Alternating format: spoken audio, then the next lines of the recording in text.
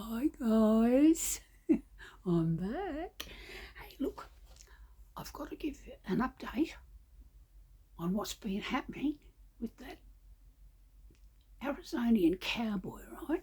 It's been coming up here 3 o'clock in the morning at the witching hour, right, on his motorbike, 1952, Harley Davidson fully restored, and worming his way into my good graces, right? Well, anyway, he turned up again last night, right? No, I didn't hear him coming. Never heard a thing till he knocked on the window, you know. I looked out and I said, I didn't hear your bike. He said, oh no, it's broken down. I said, well, how did you get here? He said, oh, could have lifted the milk truck. I thought, yeah, that'd be right. That'd be the only car out and about here on the mountain at 3 o'clock in the morning, wouldn't it? You know. So I said, what have you done with your bike? He said, oh, milk truck, you know, put it in the back for me and dropped it off at the garage. I'll pick it up there tomorrow. I said, what, you're going to be here all day tomorrow? He said, well, if you don't mind. He said, you know, I'll go down and pick up the bike later. You know, I said, I don't know what's happened to it, but he said, just carked it halfway up the mountain. I said, oh, yeah, okay, fair enough. Because you never know with this guy if he's bullshitting you or not, you know. Whether his bike actually really did break down or he just stopped it, got off, you know, hitched a lift with the milk truck and came on up here, see? You know, I mean, you got to watch this guy. He's very bloody crafty, right? Anyway, so I let him in, right, and as usual he gets over his side of the bed. And, he started to make himself like at home, you know. He hung his cowboy hat up on the hook that I've got there on that side of the bed up in the window. He just hangs his cowboy hat up there like as if he owns the bloody place, you know. But then I noticed he didn't look really happy, and I said, oh, are you upset about your bike breaking down? He said, no, it's not that, no. It's just, I said, well, what is it then? He said, oh, well, the cactus business in Arizona, it's not going too well at the moment, you know. I said, well, why not? He said, oh, well, the fertiliser, the costs of fertiliser have gone through the roof. Can't get the fertiliser cheap like we used to be able to, you know.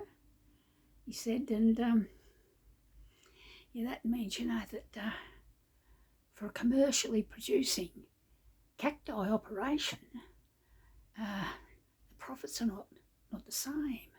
I said, oh, yeah, well, I can understand that. I said, I can well relate to that. And, you know, I said, you know, if you're not getting the fertiliser, you know, like from Ukraine, like you used to get it, well, you know, you're going to have to make your own compost heap, aren't you? I mean, look, I'm no businesswoman, I said, but I do have exhaustive experience in the field of the manufacture, packaging and sale of cakes for the school fete. I was their convener for several years. And I've got to tell you that when I told them, I said to him, when I told them that I was leaving this post and I was passing it on to somebody else, I'm not kidding you, but the whole boardroom cried. They all just sat there and wept into their cups of tea because they said, we can't do without you, Pamela. And I said, well, look, it's not like I'm leaving you in the lurch. I'll train Gay Dellymore. She was a friend of mine, right? Well, I'll tell you about her later, but anyway, she really stuffed things up. But look, anyway, I just want to, well, the name's enough, isn't it? But anyway, look, we won't go there. But anyway, so I said to him, look, I had this problem once with the eggs. I said the eggs went from $4 a dozen to $6 a dozen just overnight. Just like that. And, you know, I searched all over the mountain. I tried to get an alternative supply, you know, that was at the old price. No, nobody was going to sell me eggs at the old price, were they? Not when they'd gone up.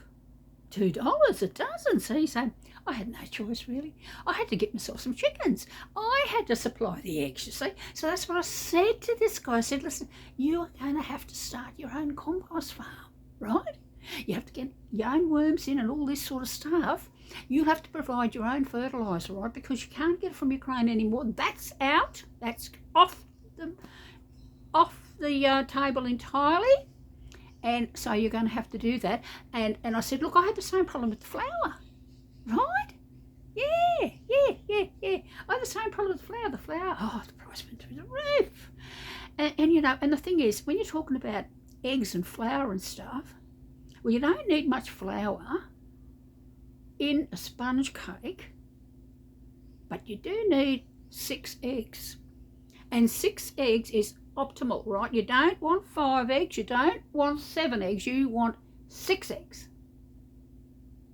And I said to him, I think that's where you're falling down. You've got to find what is the optimal amount of fertiliser, right, to put on each cactus tree. Well, plant, whatever they call them, you know. And he said, yeah. I said, you don't want to give them more than they need, and you don't want to give them less either, but just the optimal amount, right? Once you find what that optimum is, I said, you're home and host. Anyway, getting back to about what happened with Adele Elmore, I trained her up, you know, taught her everything I knew. And anyway, one day the headmaster turned up with the cakes from the school. I heard this second hand because, you know, I'd resigned by this time. And he turned up and he put them all out on this trestle. It was a boiling hot day, you know, and all the cakes just melted in the heat.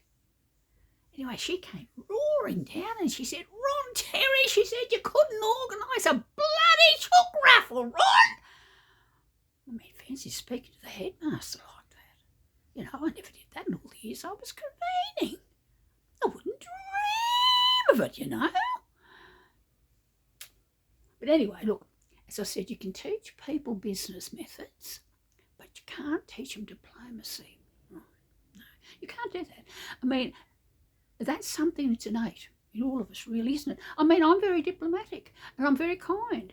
This guy that's been coming here, you know, I'm kind of starting to get used to him a bit now, but, well, you know, he's a bit in the way but, you know, let's just not go there. But anyway, he's going on and on and on. I mean, he's got this, what's this bloody thing he's talking about, this trichocereus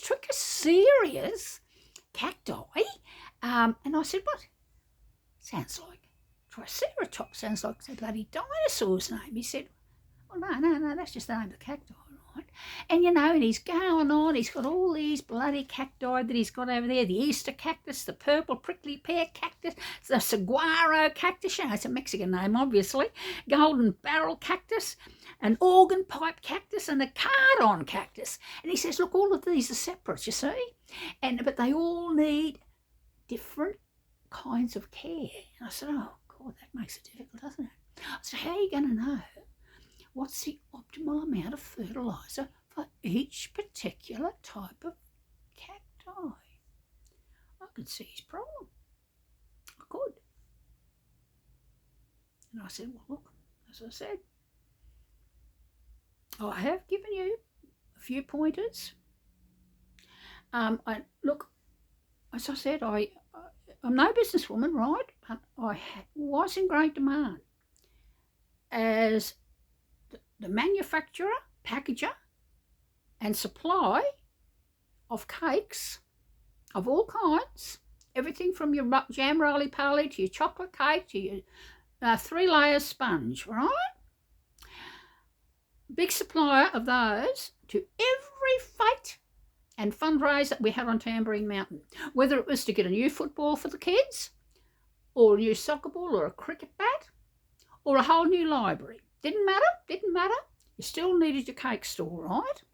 And the cake store was an integral part of the way of life on Tamborine Mountain. Like every weekend, people would turn up to the cake store. That's right. Indispensable. And I said to him, well, I don't understand really, you know, about the cacti sort of business. Is that an indispensable part of Arizonian life? He said, oh, yes, it is. People couldn't do without their cactus. I said, oh, okay. fair enough. Sounds like he's on to a good thing then. I said, well, I wish you well. I wish you well.